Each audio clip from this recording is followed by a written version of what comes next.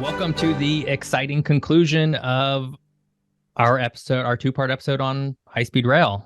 This is What If Geography, the podcast, which is really the only What If Geography these days. Welcome back.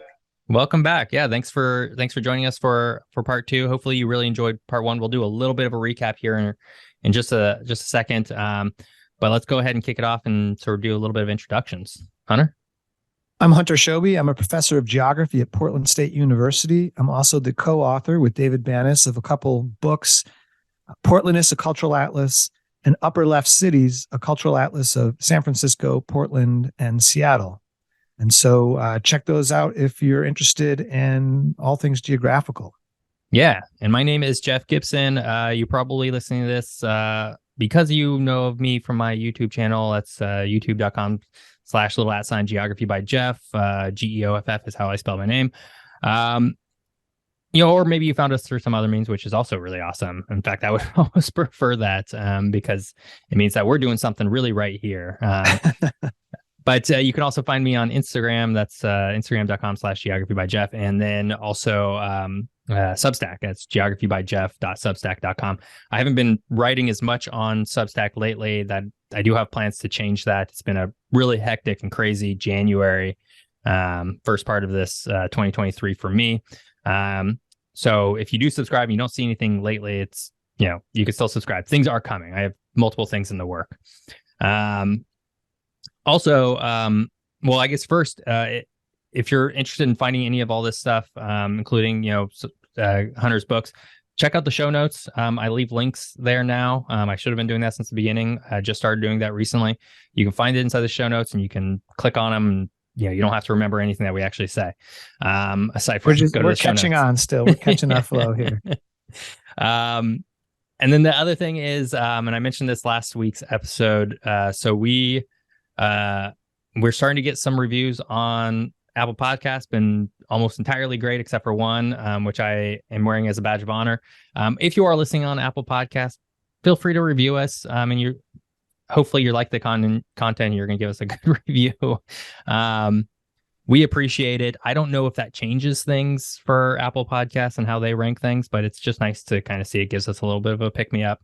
Aside from, seeing the wonderful stats of you listening, that is. Okay, well, I think with that, let's just go ahead and launch into let's just do a brief recap. Hunter, do you want to kick us off with that? Yeah, sure. So in the last episode, we talked a little bit about the history of just trains in general, but we focused in on the history of trains in the United States and how it started in the Northeast, and there were a lot of just individual lines that weren't necessarily connected. But over time, we get into the 1800s and the later part of the 1800s, we get a connection between Chicago and New York, and that really starts to transform things. And eventually we get a transcontinental railroad, started during the Civil War, completed in 1869. And this really changed things in the United States. Yeah. Yeah. And I think, that this sort of all keeps building up to a point where, we see the rise of passenger rail and then the decline. Everything kind of goes sideways as, the automobile and airplanes sort of come into play. And then we get to this point, after World War II, where, Europe and Japan are rebuilding massively, and that comes with it a level of rail infrastructure that is, today very, quite enviable around the world. The Shinkansen specifically, or maybe more commonly known as the bullet train, really has become the standard bearer for what high-speed rail, is in the world. That was started, they had their first run in 1964. That directly led to what was called the, I have to go back and dig through my notes, the High-Speed Ground Transportation Act of 1965, which then led to a railway called the Metroliner here, which would eventually become the Acela, which is the kind of the only, it's the only profitable route in Amtrak's arsenal. It's kind of the only really high-speed-ish rail that we have in this country at the moment. We're going to talk a lot more about that today, about what is high-speed rail and sort of what exists around the world and in the country. And that sort of led us to a discussion around sort of what is Amtrak today and how does it function?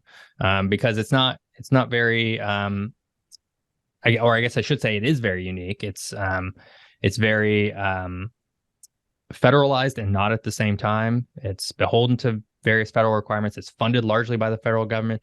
It's also required to balance its budget and maintain a certain level of profitability if it wants to do things outside of its predefined sort of role. And so that has had benefits and a lot of issues.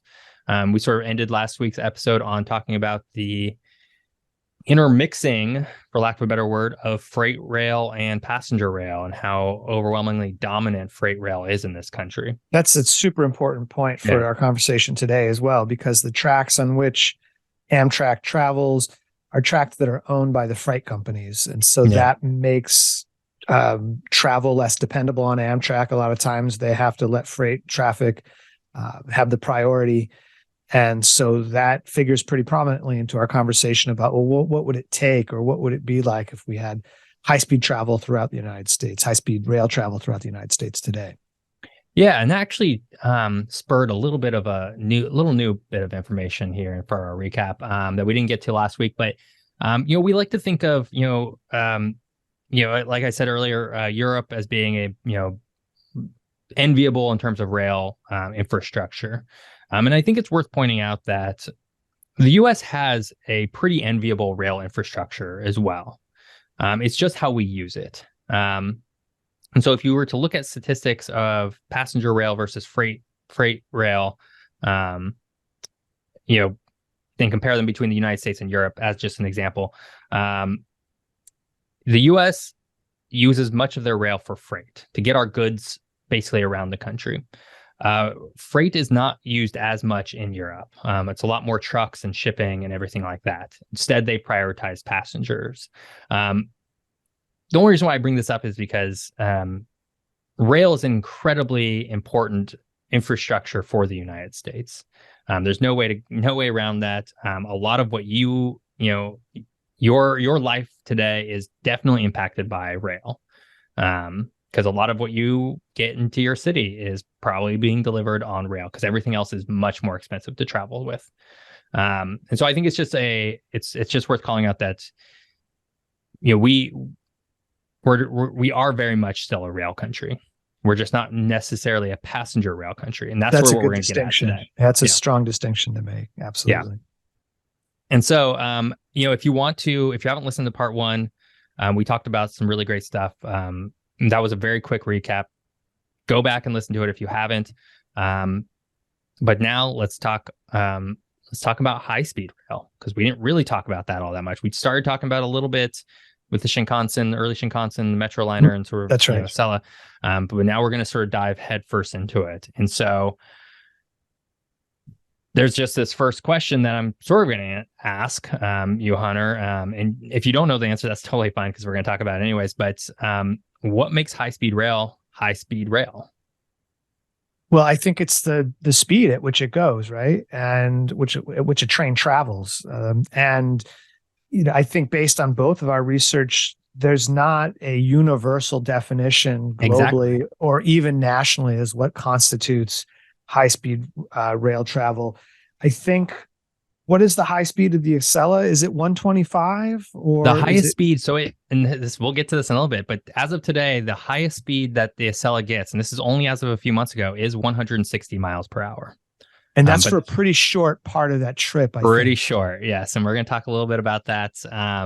But it is new. It's, it used to only get up to about, the Metroliner got up to 125. I think the Acela had a high speed of about 135 prior to just a few months ago.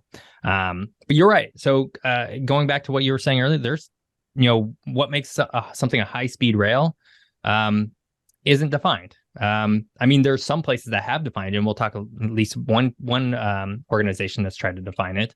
But by and large, it's not like, 100 miles per hour train could be considered high-speed rail for country A, whereas country B might consider it to be 120 miles per hour, whereas country C might not care and might not have any definition of high-speed rail at all. I know we're Um, going to talk about some of the other high-speed rail in different countries, but maybe just highlighting a couple of the speeds of trains in other countries would be useful at this moment. The bullet train, the Shinkansen in Japan, travels up to 200 miles per hour, 320 kilometers per hour. The TGV in France, up to 200 miles per hour. And in China, I think is where there are some of the networks have the highest speeds, and the fastest line is 268 miles per hour. This is for a relatively short distance, though, but others are up to about 220. So those are mhm. speeds that are much faster than what we have operating in the United States today. Is the one in China? I'm going to guess that's the 19-mile maglev train. I believe that's the Yeah. case. Okay. We're going to talk a little bit about maglev as well, Okay. because it's a fun. It's there's debate on whether it's technically rail because the functionality of it's a little bit different, So but the different technology that's different used. technology. Yeah. But I think it's still broadly the same thing. So we're going to talk about it a little bit. But yeah, I guess just going back to sort of what classifies something as high speed rail. Well, there's one organization that has sort of three categories that they've defined as high speed rail. This would be coming from the International Union of Railways, or the UIC. So there's category one. So this would be your top of the line, your premier high speed rail service, right? And It's so this would newly be constructed, I think, right? Is that newly part of it? constructed. Yeah. So it has to be Okay. newly constructed tracks, specifically for high speeds. And this would be a track that allows for a maximum running speed of at least 250 kilometers per hour or 155 miles per hour. We don't have any of that in the United States today, but we're going to get to that because there is something coming. Then we get into category two. This would be existing tracks that have been specifically upgraded for high speeds, allowing for a maximum running speed of at least 200 kilometers per hour or 124 miles per hour. So this would be Acela, right? The Acela Right. line. Again, we're going to talk a little bit more about the Acela, but that's sort of around the range. It sort of barely makes it. Metroliner barely makes it. Again, these aren't really running on new track. At least the vast majority of it's not new track. Vast majority of it's upgraded track from portions of it probably dating back to the mid 1800s. And then you get into category three, and this would be existing tracks upgraded for high speeds, allowing for a maximum speed of at least 200 kilometers per hour, but with some sections having lower allowable speeds. For example, due to topographic constraints or passage through urban areas. And so there was actually some debate here on whether Acela is category two or category three. Because when it's traveling through their regulations, when a train goes through Right. urban areas, it has to slow down. And that's partially for safety. Mm-hmm. And then there's a noise ordinance in places as well. So Right. there's a couple of different factors that this is an average speed that we're talking about. Right. And of course, like every train slows down at some point, right? Every train has to get to Right. another stop. It's not zero to, 200 kilometers an hour or correct 200 miles per hour, in 10 seconds or something. Correct. But there really is a difference between how, for example, the Shinkansen has prioritized its rail infrastructure versus, the Amtrak Acela, wherein, as the Amtrak Acela hits, let's say New York City, it gets a lot more winding. It's just not, the rail hasn't, for passenger transportation, for the speed of passenger transportation, has not been optimized in a way that the Shinkansen has, where the level at which you can get through a city is much higher on sort of the bullet train, or probably in China and Europe as well.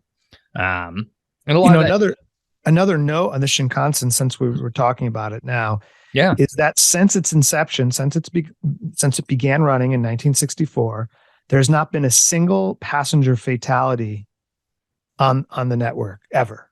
Yeah. No, I had that exact same statistic or fact here in my notes. And I think, again, last week episode, we talked about the, what was that train crash in 1945, I think you said it was, or 1946. Oh, right. This is the one that happened. Where was it? In Naperville, which is Yeah, outside of Chicago in Illinois, 1946. right. Which wasn't high speed, but at the time was relatively high Was speed. still relatively high speed. I mean, 80 miles per hour, in 1960, that was pretty high. That was relatively high speed. Or 1946, sorry, not 1960. I think again, it goes to show the level of prioritization, level of thought that goes into passenger rail transportation as a viable means of transportation in Japan versus a country like the United States, where it's largely prioritizing freight, which is why we get things like delays in our passenger rail transportation. We have trains that are heavier because they have to withstand an impact from a potential impact from a freight train. There's no freight trains riding on the Shinkansen. I'll tell you that much. That's right. I guess I can't say that for every single chunk of it, but I would be surprised. That's what I'll say. So I guess with that, let's just go ahead and dive into sort of our other systems around the world, because there's quite a few of them. So I think before we dive in, we've already started talking a little bit about the Shinkansen. There is not high-speed rail everywhere else in the world. It is actually still a relatively exclusive mode of transportation, relatively. And so, I have, a fun little list of high-speed rail lines here. It's provided by Wikipedia, of course. But they have, they've cobbled together the data in fun ways that to just make it a little interesting. So if we look at in operation in terms of total kilometers, so sorry, people who don't know the conversion, it doesn't give me the miles amounts, but it's still a good use for comparison.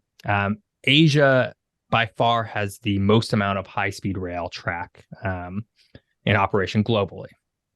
And so this would obviously include Japan and South Korea.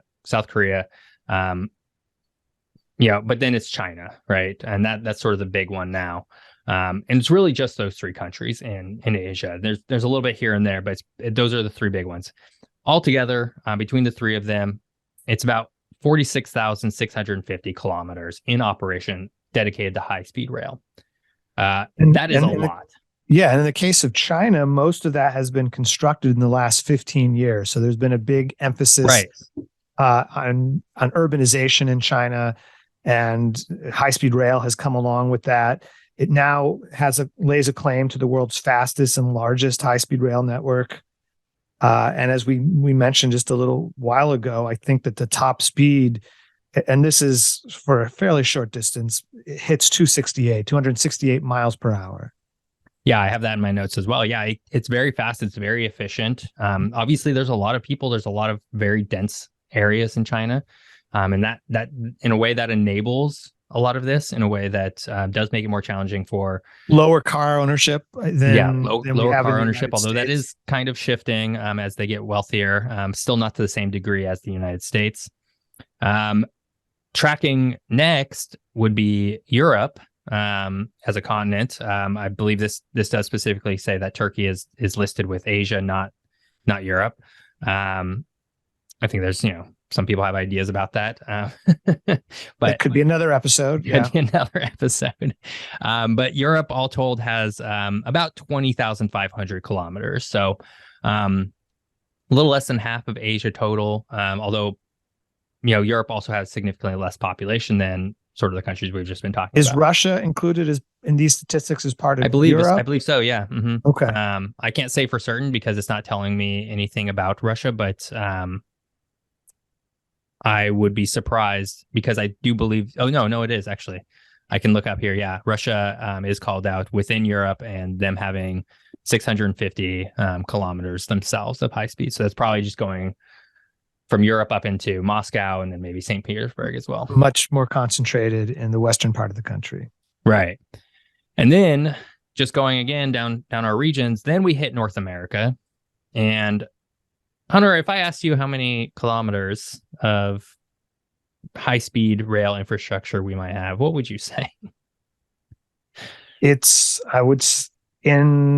North America? In North America. North America entirely.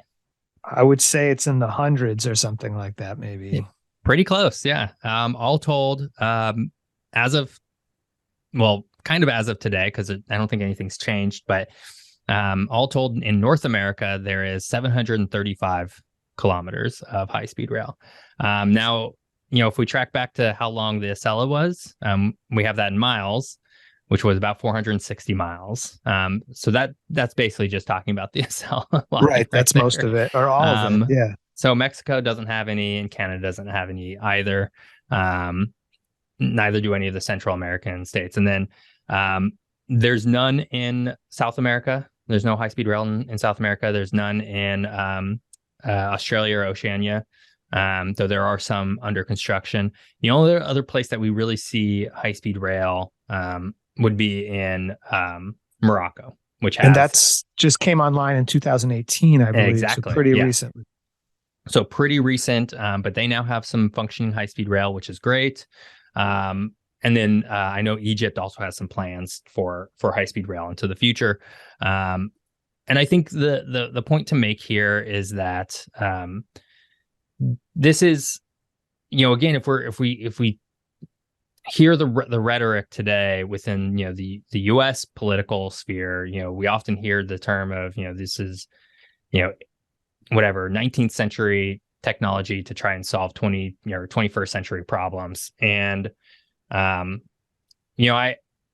have my own issues with that. I think primarily it's like, okay, well, the car is also a 19th century technology. That's right. So, that cuts both ways, right? But also, I think very clearly there's a desire for an increase in high-speed rail amongst countries around the world. And I'm sitting here looking on, again, I'm on there's a Wikipedia page about high-speed rail. I think it's just Wikipedia, if you just high-speed rail, whatever that page is. But there's a number of maps that you can go in and look at that show sort of Eastern Asia,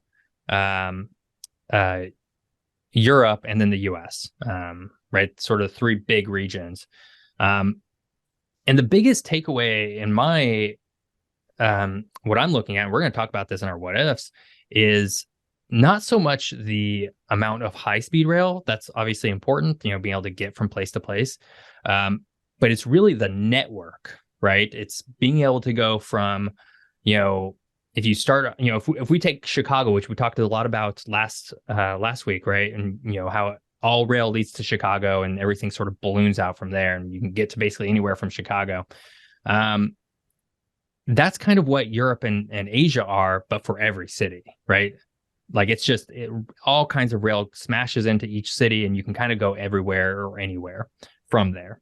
There's a little bit of variation within each country, I'm sure. For example, in France, things tend to be routed through Paris.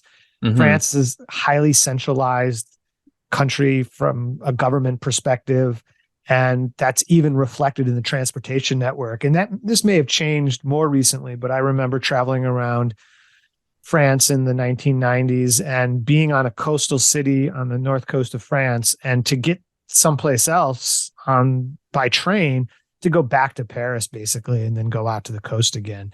But I think your point is well taken, that there is such a high level of connectivity among cities and different routes, which is a bit different than the situation that we have with just any rail that exists in the United States. Right. Yeah. As I'm looking at the sort of map of Amtrak routes, which is really all it is, well, I guess 95% of what it is, of the United States, when I look at Atlanta, there's a single line that goes from Charlotte into Atlanta and will carry on to Birmingham and then down to New Orleans. But that's it, right?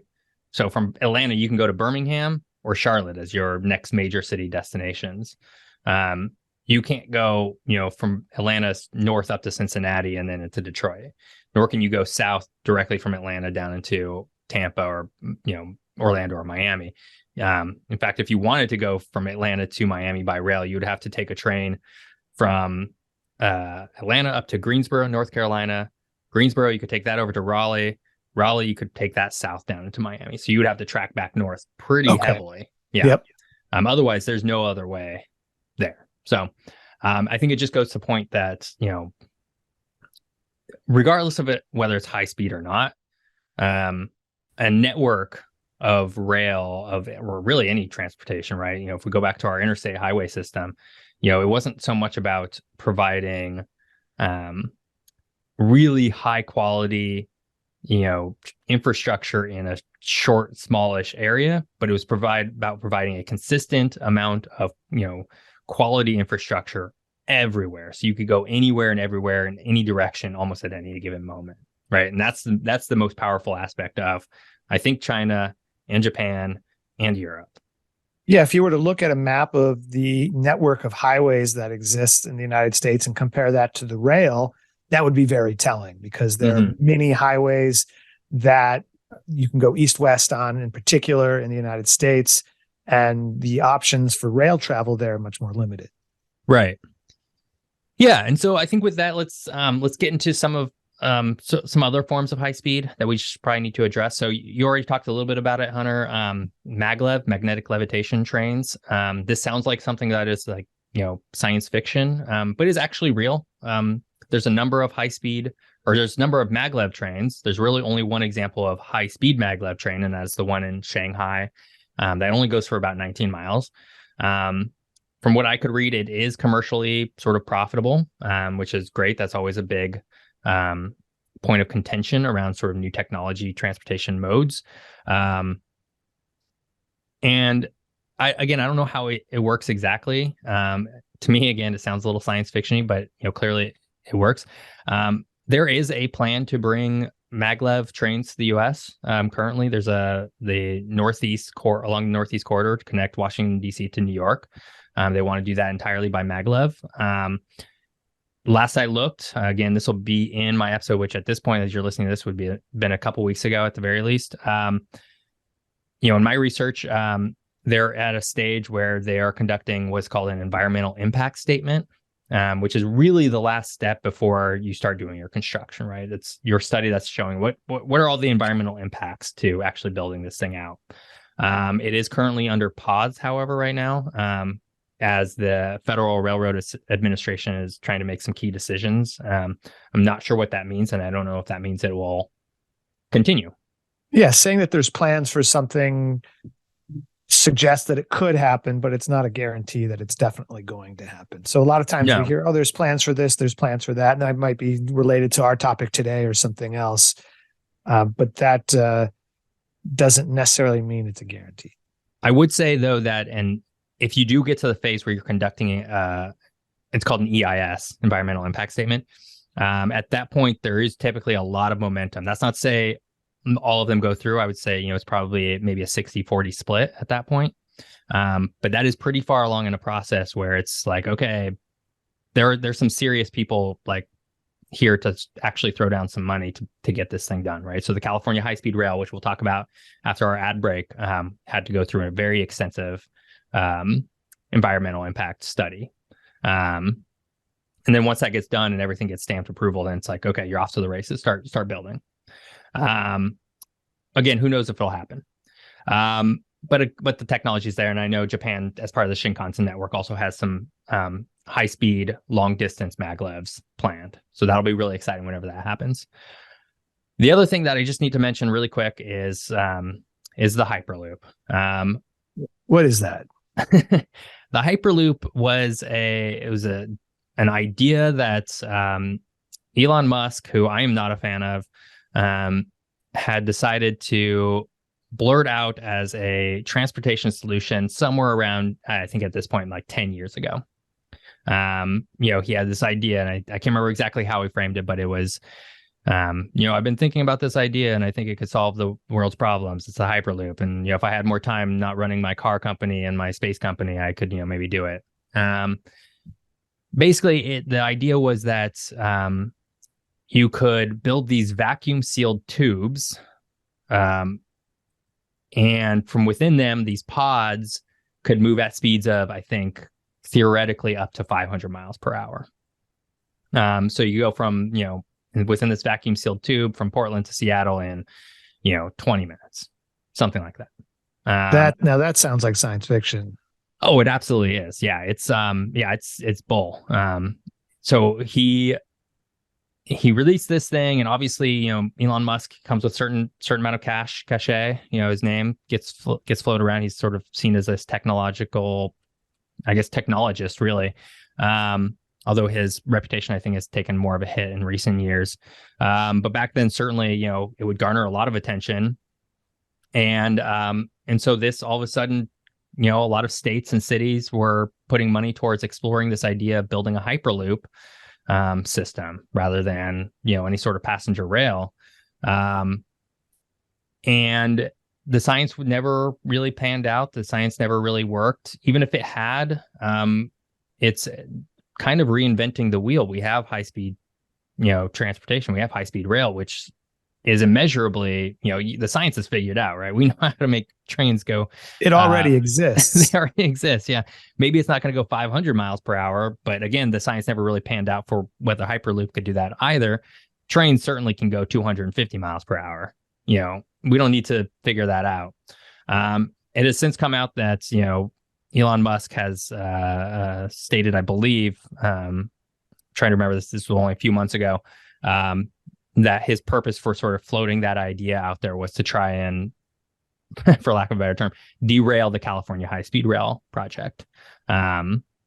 This fits in with a pattern that we've seen in the United States, where there's certain industries that aren't interested in seeing high-speed rail. Right. And so if you look in Texas, for example, Southwest Airlines and several hotel and fast food restaurants lobbied against the Texas high-speed railroad there, because this would take away from their business. Right? Yeah. This would take away from their revenues. Southwest, incidentally, came in for some criticism for this based on a bunch of the cancellations that they had in December 2022 around the holidays. And, because their contention was, well, we can get you wherever you need to go. We can get you there on time, this kind of thing. And this suggests that if there was high-speed rail, it might not have been experienced the same kind of delays, and that this was not providing a particularly, this wasn't useful to lobby against this if we're looking at the greater public good. Yeah. Yeah. And, I think certainly, Elon Musk, he owns Tesla, which is a very profitable, very large automobile maker at this point. There is absolutely a conflict of interest in seeing rail infrastructure being propped up in a place like California, which is where Tesla was at the time headquartered. Now it's headquartered in Texas. But anyway, so the whole point here is that it's a mythical technology. It's likely never to amount to anything. And it has today siphoned millions of dollars away from otherwise probably much more needed projects, even outside of transportation.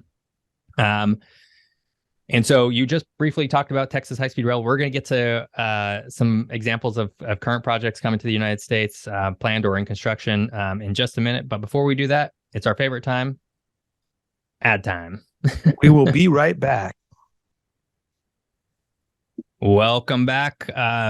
We just got finished talking about how mythical and not likely to happen Hyperloop is. So let's talk about some stuff that maybe actually is going to happen. In fact, is actually currently happening. But before we do that, let's ground ourselves in sort of maybe what the United States is sort of thinking around high-speed rail. Let's look at some very recent history related to high-speed rail. When the Obama administration came into office, one of the big aspirations there for transportation was to realize high rail service in various corridors, some of which we're about to talk about throughout the United States. And so there was money allotted for this. This was an initiative, and there were something like 11, if you include the existing Acela network in the Northeast corridor, there are 11 different segments of the country that were identified as ideal for high-speed rail, and the idea is funding could flow to each of these areas. Several of the federal grants that related to California high rail service in particular were canceled in 2019 under the Trump administration. If you go back to November 2008, California Proposition 1A passed, and that authorized the state to start issuing bonds to support the construction of the first of several phases of high-speed rail development. The estimated cost rose very quickly, and so it really only provided a fraction of the funding that was needed. And we'll get back to the California thing, I think, in just a moment here, because that's one of the examples we want to spend a little bit extra time on. You can't not talk about it. I will also say that there were some governors of various states who refused federal funds for high-speed rail, and those include the governors from Wisconsin, Ohio, and Florida. And this is in the last 10 years or so, or even more recently. And so there has been some conflict with the aspirations or the willingness to push for high-speed rail from the national level, and that varies greatly from state to state as well. Right. So I think, again, going back to maybe some of the rhetoric that we've heard around rail infrastructure, it's definitely, begun to fall, unfortunately, as a lot of things do, along sort of political grounds. And unfortunately, a lot of this is probably predicated on California doing high-speed rail. As soon as California kind of does something, that's almost like a line is drawn in sort of the political sand. And all of a sudden, other states that are more, conservative start to line up on the opposite side of that. And just to, this is not rail at all, but just to give a very recent example of that happening. So California has determined it's going to phase out gas-powered vehicles by 2035 or something. And that's the selling of new gas-powered vehicles. Selling of new gas, right? Because it's not exactly the same as eliminating gas-powered vehicles. Yeah. Good point of clarification. In response to this, apparently, Wyoming is trying to pass legislation to ban the sale of new electric vehicles starting in 2030 or something like that. Right. So, it's just, for them, it's probably political points more than anything else. It's just, let's not be California. Let's do the opposite of California. And that's really enough of what it is.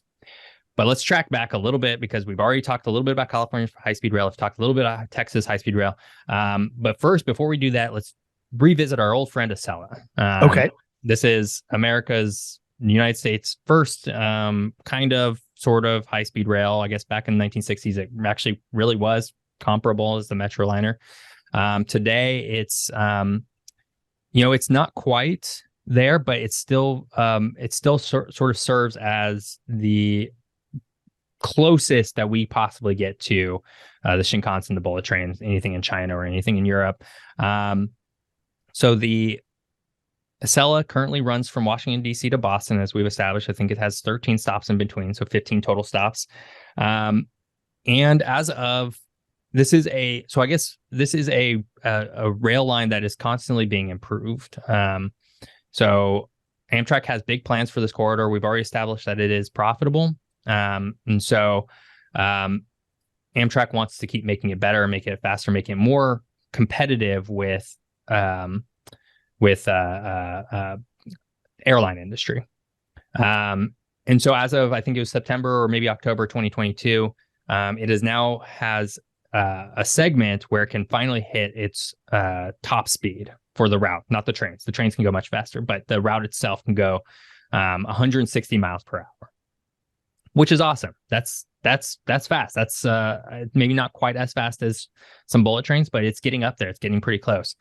Now, the bad part about that, the length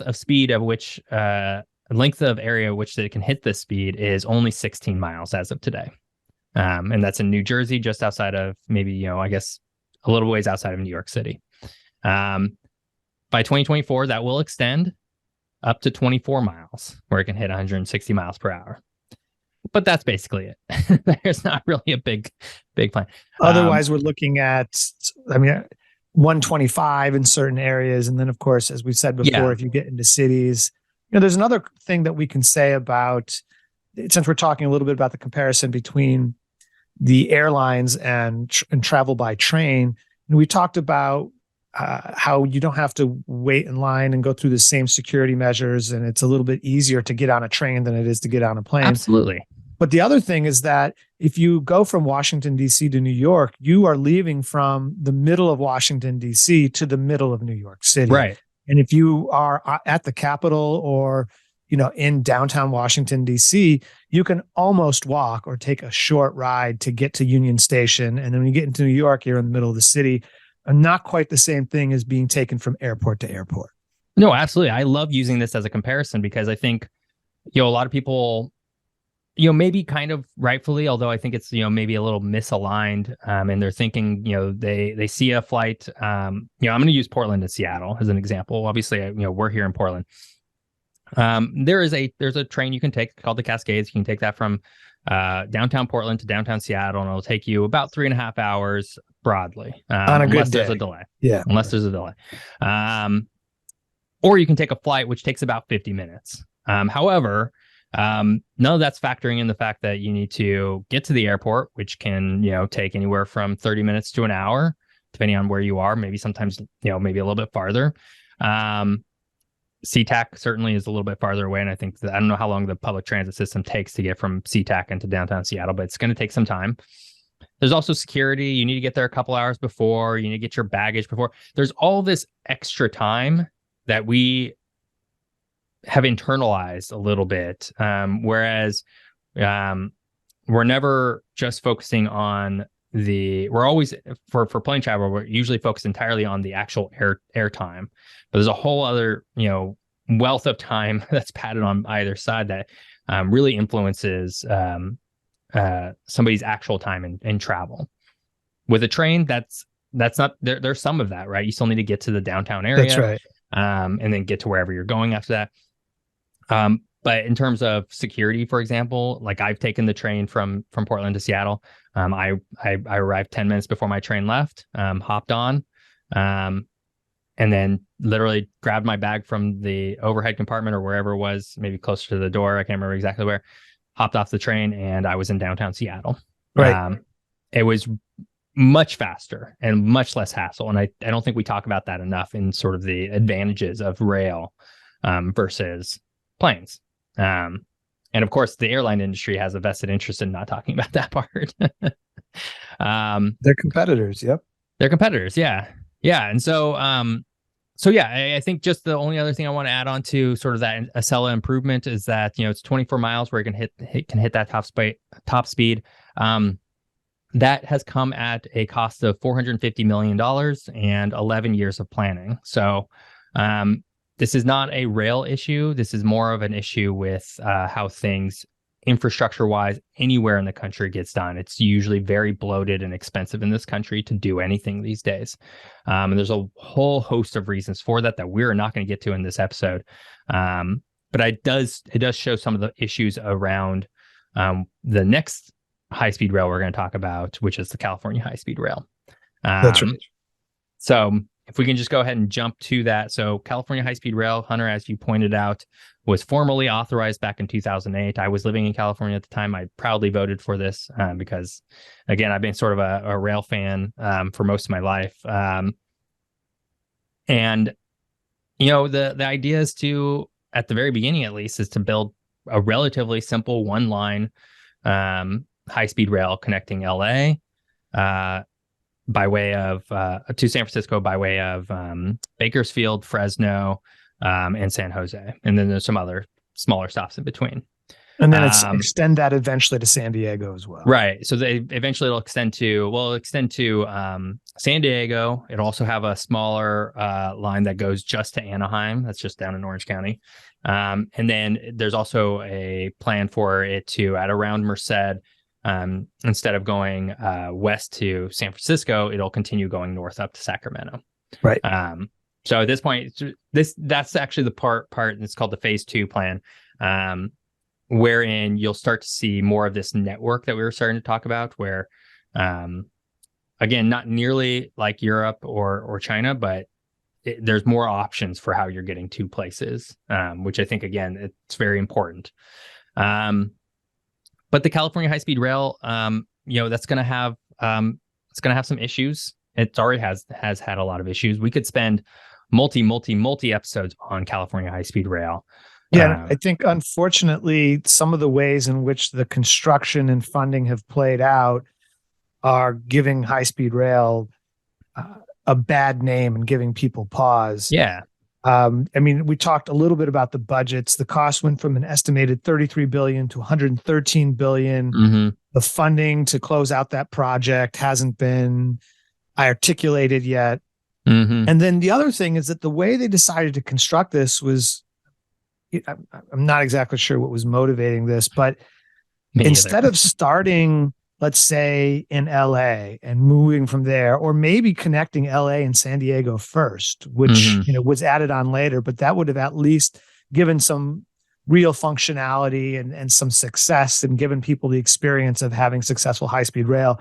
They started in the middle of the Central Valley, Yep. connecting some pretty remote areas. And then there's another part of the route that comes from LA, was routed through the Mojave Desert because of a politician wanting to bring high-speed rail to his district there. And Hmm. that has one of the things that has added significantly to the cost and to the time involved. So a lot of politics, a lot of planning issues have made this so that we're not connecting to any of those big cities that are supposed to be on the endpoints for a while still. And that's really made this project struggle, I think. No, everything that you've just pointed on is California. So I fully believe that once completed, once it's completed, I do believe that California high speed rail will serve as a really high mark for what high speed rail is and can achieve for a region in the United States. I think despite all of its issues, it's going to get there at some point. But for everything you've just laid out, a whole host of sort of a myriad of issues that, at every turn, it kind of seems like California high speed rail has taken the worst option. So when the first phase of this is open in 2029, I believe, it will connect Bakersfield to Fresno. If you're not familiar with California, listener, and this is not to take anything away from Bakersfield or Fresno. No, but these aren't the big population They're not centers the big that have population been centers, lauded. I mean, they're an important part of the network, right? Yeah. But this isn't where the large populations are. Right. Whereas, maybe connecting San Francisco to Fresno, far more beneficial. Right. Or LA to Bakersfield, or LA to San Diego. Right.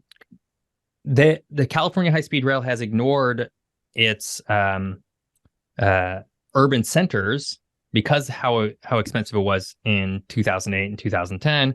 Well, now it's multiple times more expensive, right? And so that's kind of what we're seeing is like these cost estimates keep getting higher because, well, San Francisco, San Jose, Los Angeles, San Diego, all these places are getting way more expensive. This isn't a California high-speed rail problem. It's really an all of us problem. It's just we can see it very clearly through this very publicly funded project.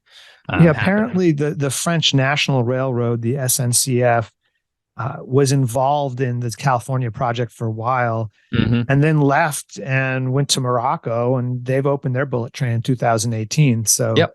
Yeah. So I was just about to talk about this. So okay. The French National, so they came to California. They were working with the state of California on sort of designing and implementing this. I believe the original intention was that they were actually going to run it for the first few years, so that California experts, U.S. doesn't have high speed rail experts in this country, right? For as many really smart people as we have.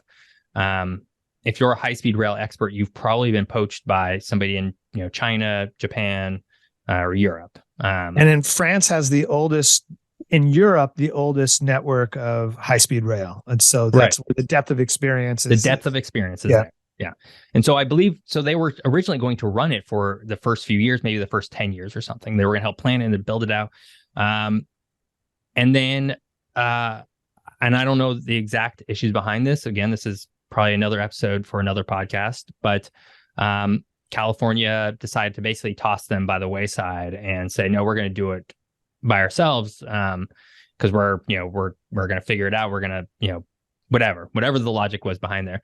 And I think it was at that moment that things really did start to go sideways for the California high-speed rail. Again, I think California will get there. Obviously things are under construction as we talk right now.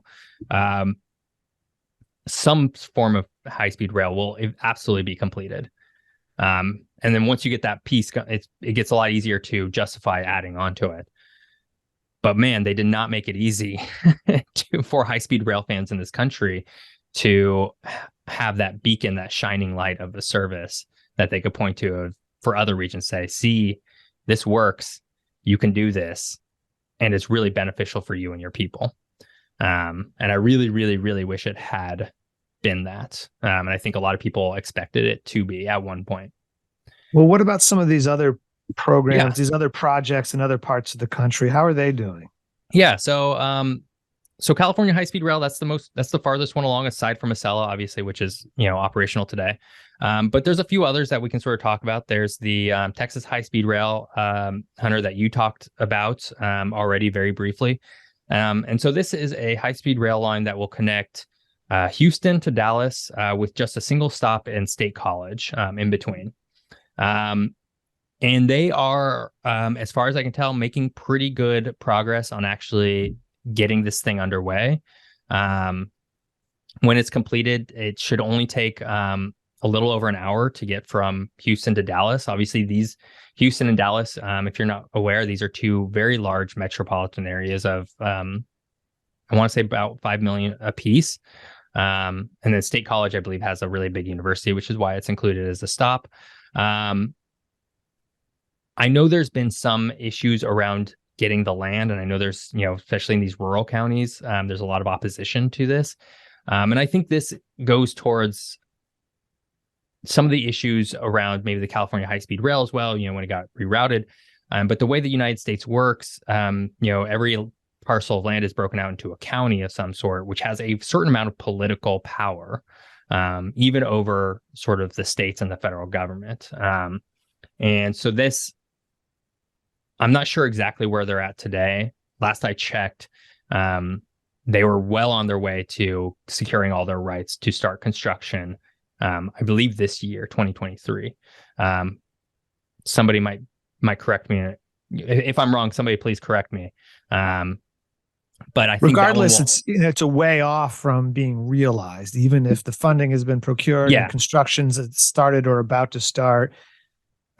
It's, to say something is underway, it's not going to be in the next couple of years that this is going to No. Any sort of project that's going to be starting construction soon is, minimum 5 years out. And there's a good example here. If we go back to the Acela, line where we said, that 16-mile stretch has taken 11 years and $450 million to build, right? This is not a Western developed country problem. This is a United States problem.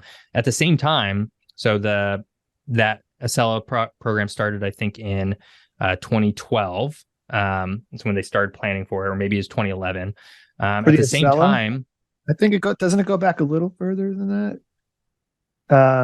Maybe I have the Acela Express began in 2006, but maybe some of but this was just that. I'm just talking about that 16-mile stretch. I got you.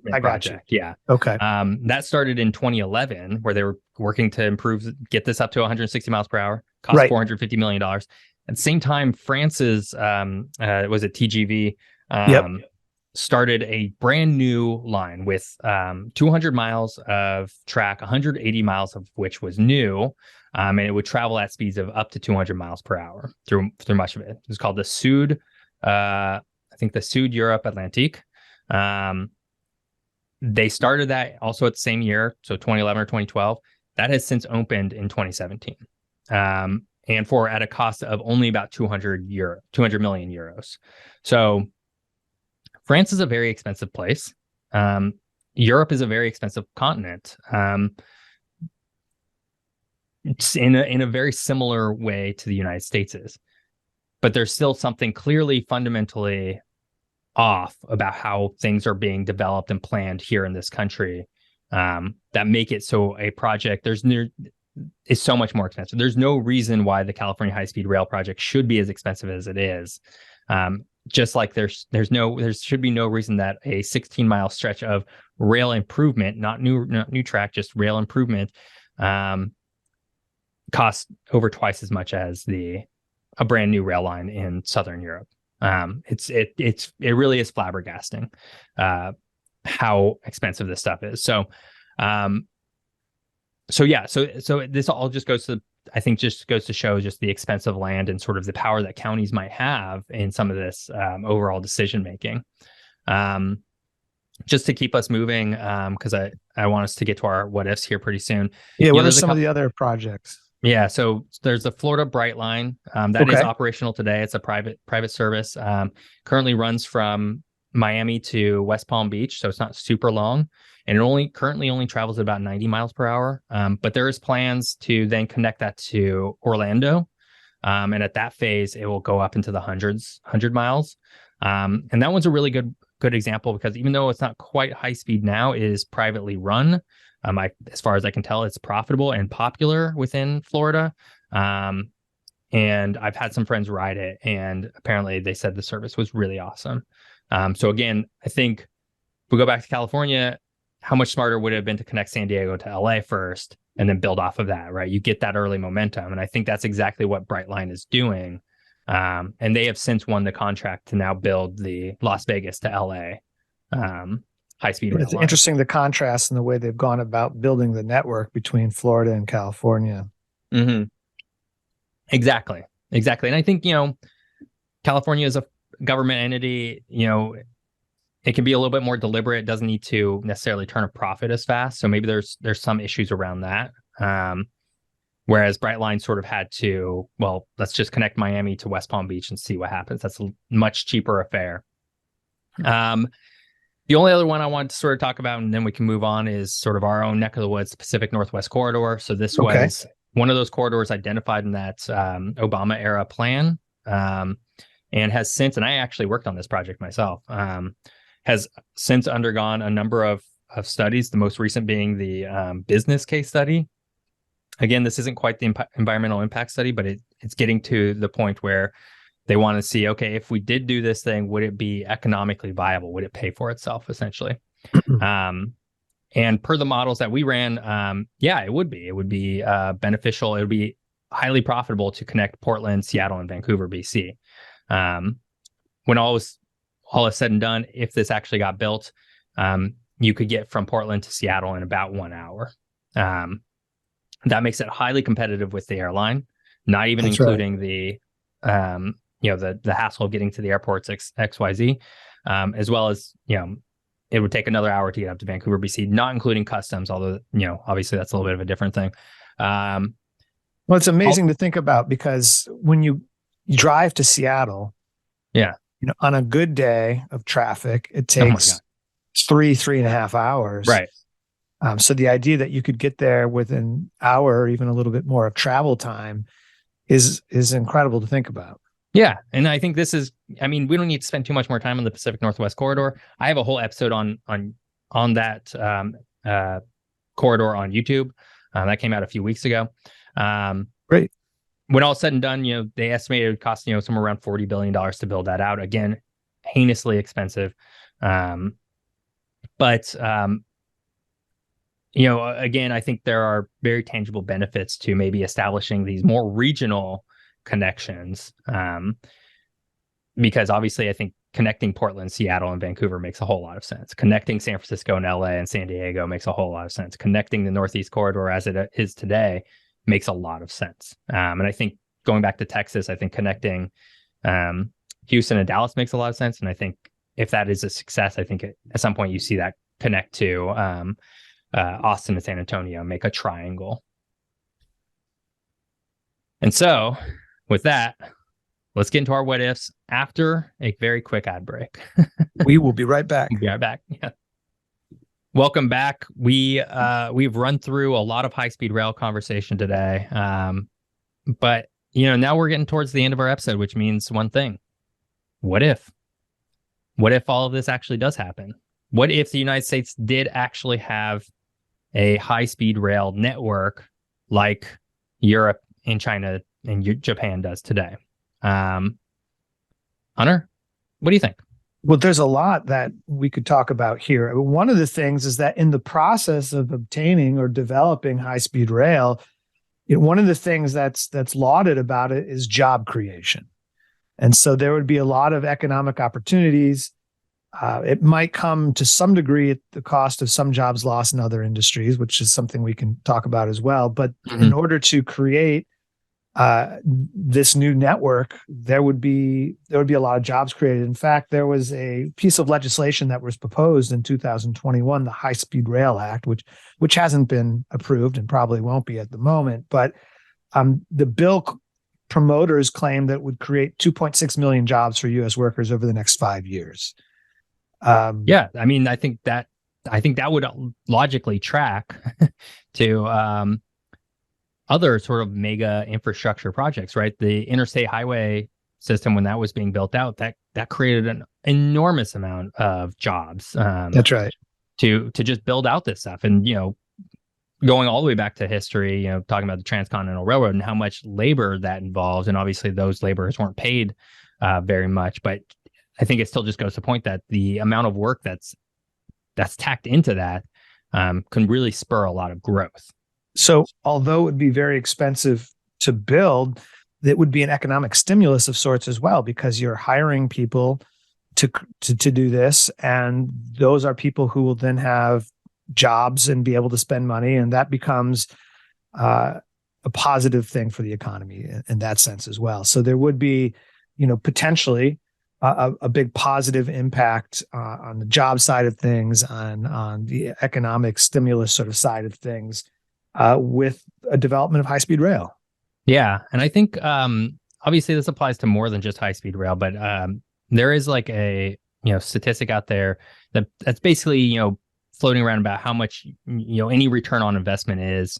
And I do know spending for a country, but we're talking about the United States, spending on infrastructure is one of your highest returns on investment in terms of again, because you're creating those jobs, you're creating a local tax base, you're creating sort of knowledge and expertise inside that area.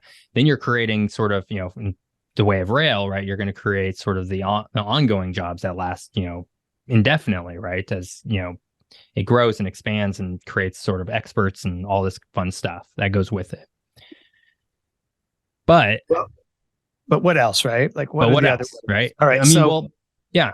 I think it has a huge impact on other forms of transportation, right? So it wouldn't eliminate air travel, or it wouldn't eliminate travel by car, but it would change those things. Absolutely. And it would give, in one way to think about it, it would become another more viable transportation option.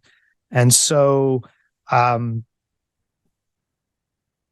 there's incredible issues with traffic, for example. And you can't help but think if that would be ameliorated if there was a viable high-speed rail option.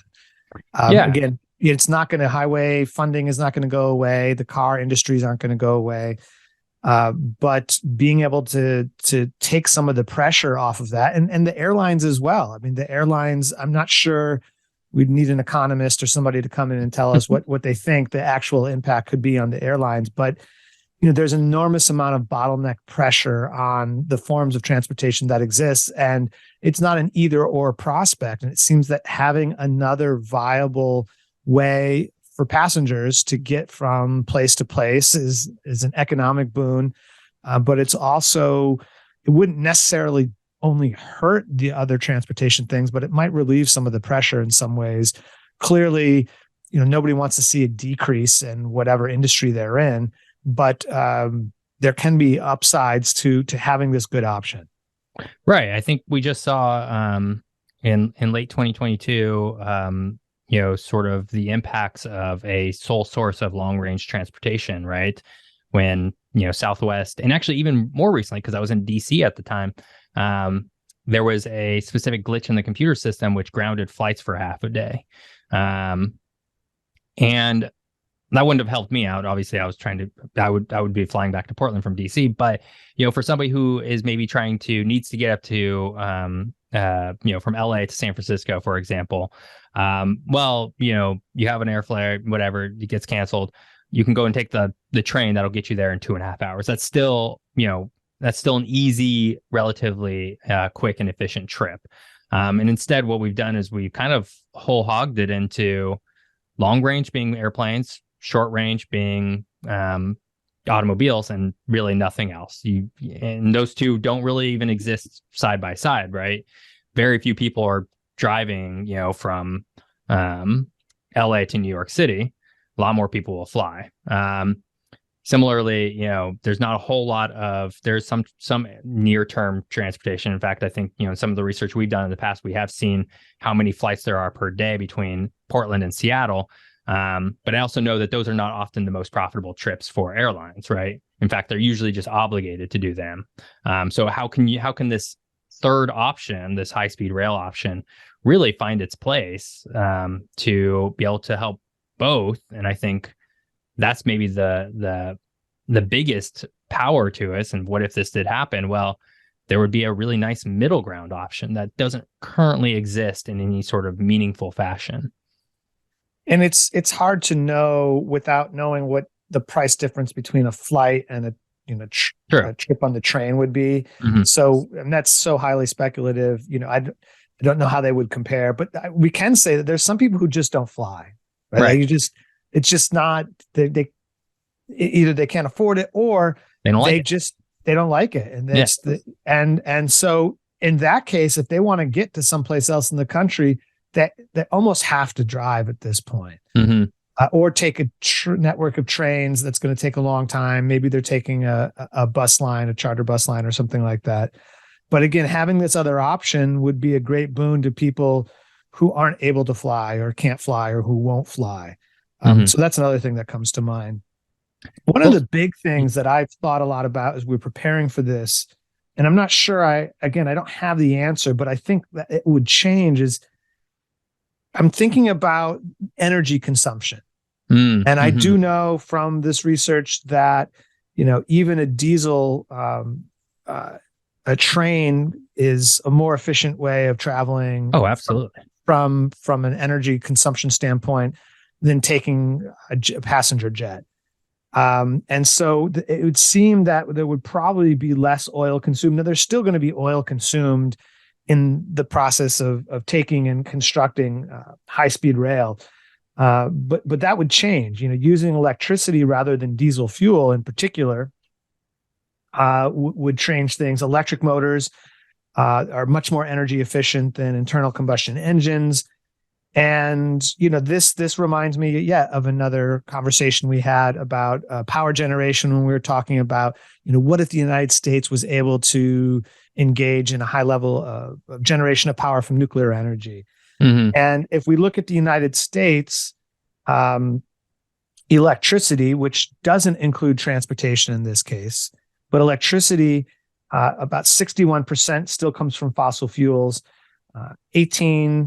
19% comes from nuclear, and close to 20% from renewables. So that suggests if energy is coming from that grid, that there would be a net decrease in the amount of fossil fuels that are used to generate power for transportation.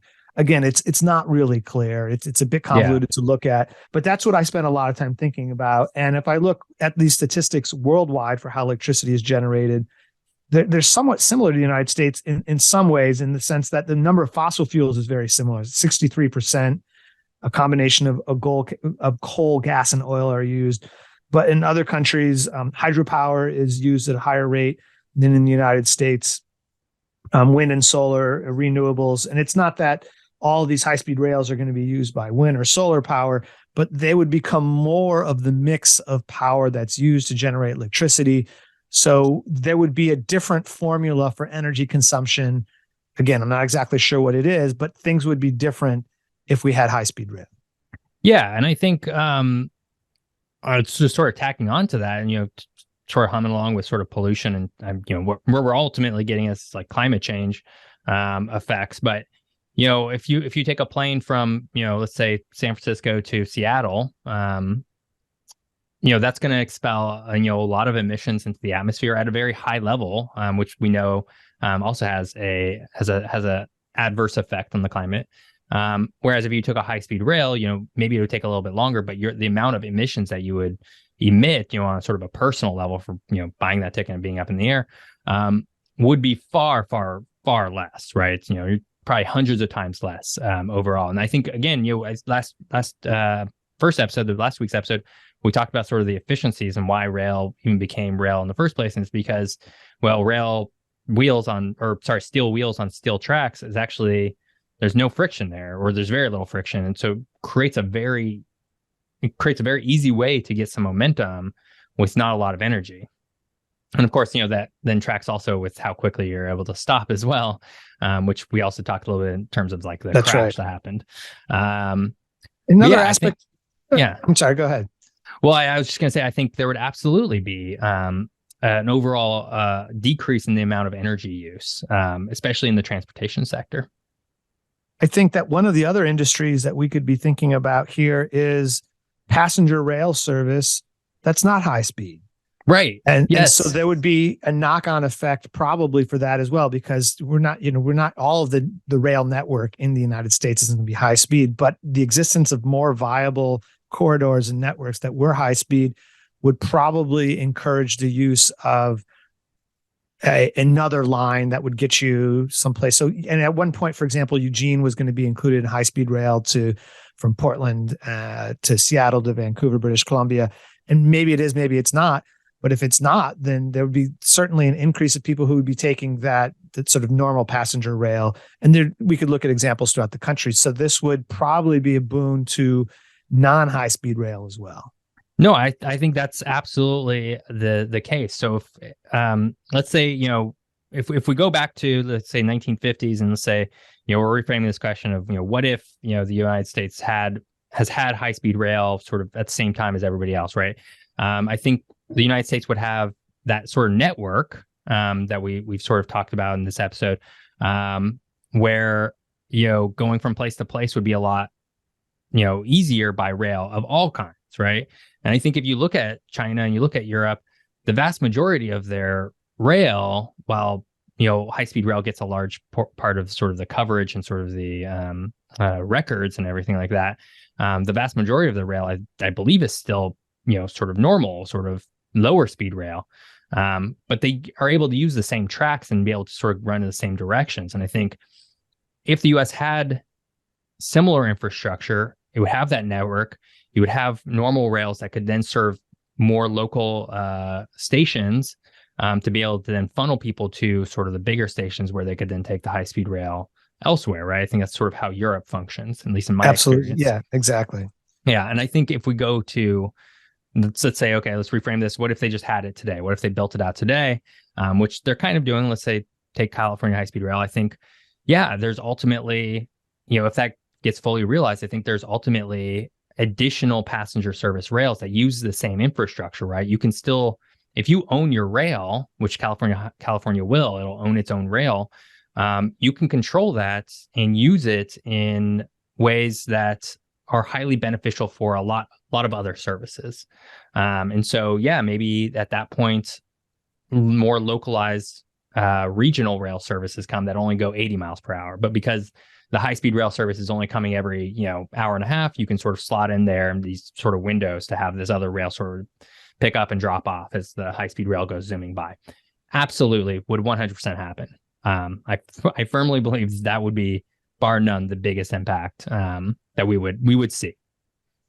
I think another impact that we can talk about, what if high-speed rail was adopted, it would have a huge impact on a lot of cities, right? A lot of the cities that are hubs, and of course some of the ones that are on these peripheral sort of rail services as well. With people being able to access downtown areas of cities more easily, it would bring down the number of trips that people have to take from airports to the parts of the cities that there maybe are their destination. And again, may not be all positive. But I think there probably would be some positive aspects of this. I think there would be a decrease in fossil fuel consumption based on getting to airports and things like that. Of course, people aren't just going to downtown, so they have to get to other places as well. But they could probably, in many cases, more readily connect to public transportation if that's what they were going to do.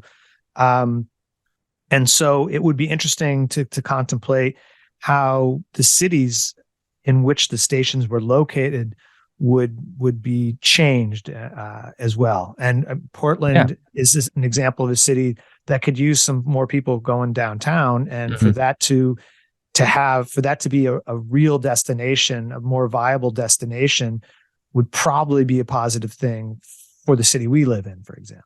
Right. No, I totally agree. And I think there's also, again, a lot of this gets, there's other questions that need to be asked, but, let's say, you're able to take the high-speed rail from, I don't know, Centralia, Washington, which if you're not familiar with Centralia, it's very central to Washington along the I-5 corridor. It's about, I don't know, 2-hour drive from Portland would be my guess north. But if you were able to take, a train that only, is 15 or 20 minutes, 30 minutes to get into the city of Portland, does that then change, where people are able to live, right? So if you have to commute into Portland, you're able to, live out a little bit farther away and just take the train in, maybe that becomes more viable, and it sort of changes sort of those dynamics as well. Instead of having car suburbs, automobile-centric suburbs, maybe you then start to see the rise of rail suburbs, where, maybe I don't know whether that's still good or bad, whether it's, still sprawling, but I think it's certainly better than, maybe some of these really highly automobile-centric suburbs that we have. It would be a change, certainly. Certainly a change. Yeah, it'd be very different. Mm-hmm. And you do see this again, if we look at Europe, I think, we do see rail suburbs, right? You can live, out an hour outside of Berlin and commute every day by a sort of a regional rail that'll take you not very long. And it is large. I mean, you can also drive there, but I think a large part of the population does ride the rail. I also think about safety a little bit. I think that if people are in their cars less and on trains more, there are probably fewer accidents, and there's probably an impact there as well. Yeah, I agree. I think we talked about this in the first episode, how we have become desensitized to the amount of traffic violence there is. Cars hit other cars, and they hit a lot of bicyclists and a lot of pedestrians across the country every single day. And that one of the aspects of being such an auto-dependent country, it has come with it this rise in vehicle fatalities, as well as just serious injuries. I've worked in this industry a lot, so I've worked in the safety side of this, doing the safety statistics, and yeah, it's on the uptick, and a large part of that is due to the increase in the size of vehicles, but it's also just due to the fact that we just have so many vehicles every single day. And so if we were more rail oriented, that number would probably be a lot less. Europe doesn't have nearly the same issue, and Japan certainly has a much lower amount of vehicle fatalities than the United States. And there's a whole host of cultural reasons for that. I'm not saying that this is entirely just based on the train. There's a lot that's going into that, but certainly having additional options that a large part of the population is using rather than their independent vehicles has to play into it. Yeah. And I think that what we're talking about would be another thing that would change, is that the relationship between people and their cars, or the car culture in the United States, it wouldn't disappear, right, but it would change in some way. I mean, people will still love their cars and still have cars and still want to have cars to get places, but to have another viable option to get places, some of these maybe more medium distance kinds of things, would probably change the way that some people relate to thinking about the role of the vehicle, in ways that I think there would be some positive aspects to that, I think, and that the primacy of the automobile, again, it's not going to disappear and it's still going to be very important, but to see that as less of the only option really is something that would come about, in the world, in terms of countries with large populations. The United States has the largest number of vehicles per capita. And so in the United States, the statistic I have is 890 vehicles per 1,000 people. That's a lot. That's a lot. Now, there's certain places in the world, San Marino, Monaco, Gibraltar, Andorra, these are very small places that have a higher rate. But after the United States, the top three from one particular statistic I saw suggests that New Zealand and then Canada. After that, New Zealand, it's 884, so almost the same as the United States. In Canada, as third, has 790 per 1,000, so a full 100 less per 1,000. It's interesting to think about how those numbers might shift a little bit in the United States. And again, this might be threatening to people in the automobile industry, but overall, I think that's probably a positive thing for people in the United States. Yeah, no, I totally agree. Geez, we are about at time here. Okay. I think we're tracking on to close to an hour and 20 minutes, maybe a little bit more for our conclusion here. As we continue to work on these, we might be able to innovate the shorter session, but we're just so excited about talking about stuff. It's hard to get it down, but it's just a running joke at this point. Yeah, hopefully people are sticking with it and appreciating the extra information, and we can always aspire to the 1 hour episode in the future. Yeah, absolutely. I think we'll leave it at that. Let's run through some pluggables. Hunter. Thanks, Jeff. I'm Hunter Shobe, professor of geography at Portland State University, author of Portland is a Cultural Atlas and Upper Left Cities, a Cultural Atlas of San Francisco, Portland, and Seattle. Yeah, and my name is Jeff Gibson. You can find me on YouTube. That's youtube.com/@geography by Jeff. Geoff is how I spell it. You can also find me on Instagram at it's just instagram.com/geography by Jeff, or on Substack, that's geographybyjeff.substack.com. If you're listening to this on Apple Podcasts, please rate us on that. Hopefully a high rating, because hopefully maybe it does something. I don't know. Thank you for listening broadly. If you are one of our new listeners we've just had a recent uptick. We really appreciate you being here. Hopefully you're enjoying this kind of content, because there's a lot more coming. And if you listen to a bunch of them, we appreciate that as well. So if you're new and you want to track back, and we've got some interesting topics, please check it out. But we come out with new episodes every week, so stay tuned. Yeah, absolutely. All right, we will catch you all next time. Thank you.